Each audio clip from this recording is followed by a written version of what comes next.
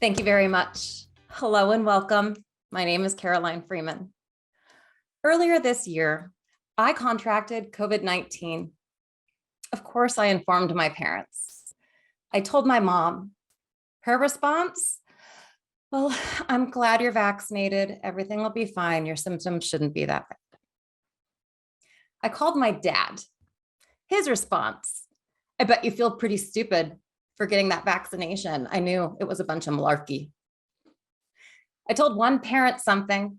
I told my other parent the exact same thing about the exact same situation, and the responses could not have been more different.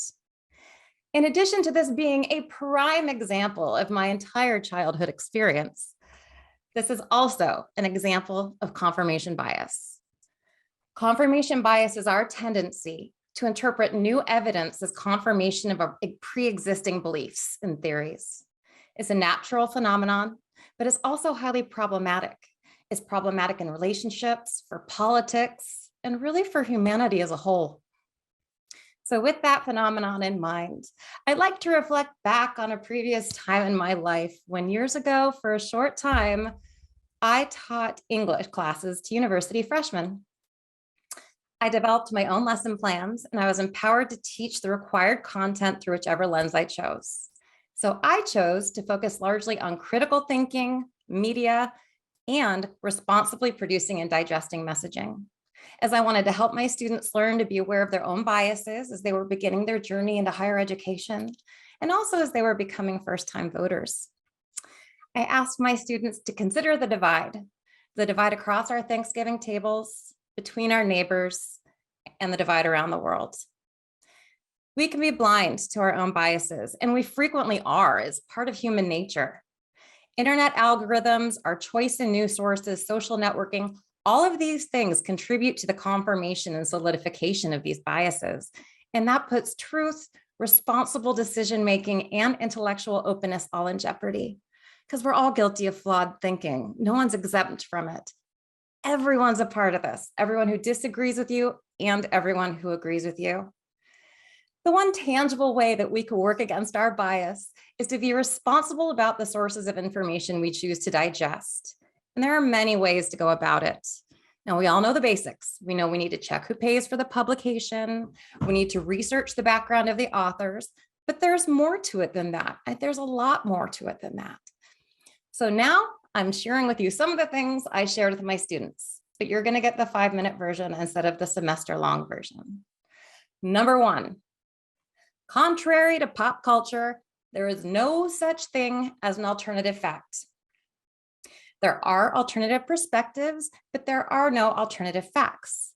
I have an easy example for you. It's a little cheesy. It's about my cat. My cat is 5 years old. That's a fact. My cat is young. That's a perspective. And it's a perspective because another viewpoint might not consider a 5-year-old cat to be a young cat. So once there's room for that interpretation, it's not news. News does not narrate perspective, nor does it have sides. Once there's sides, it's editorialism. So ask yourself every time, are you reading factual reporting, or are you reading the words of someone trying to push a point of view? Number two, ask yourself, does this content appeal to my emotion? This is important. It's so important. And you can ask yourself without any additional research, is this material trying to incite emotion in me? Is it designed to make me angry? Or is it just simply informing me of a situation out in the world?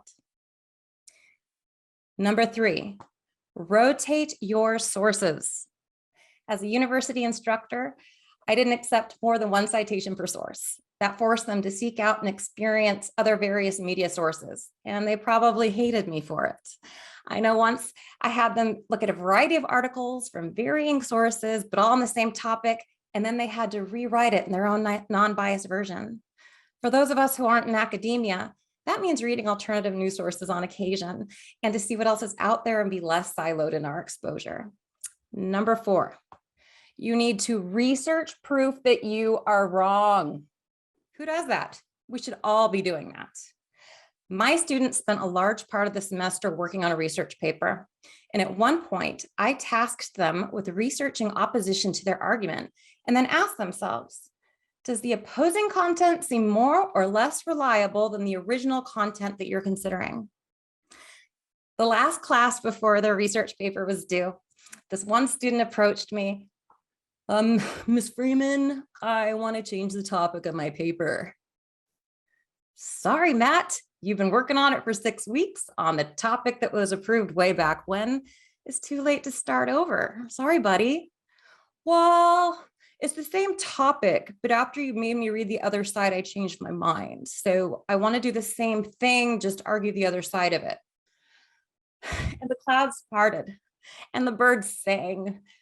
And I wiped a tear from my eye, and I tried so hard not to embarrass him. I know I likely failed, but I said, Matthew, yes, you just gave me my first best teaching moment ever. Thank you. Yes, you may argue it from the other side.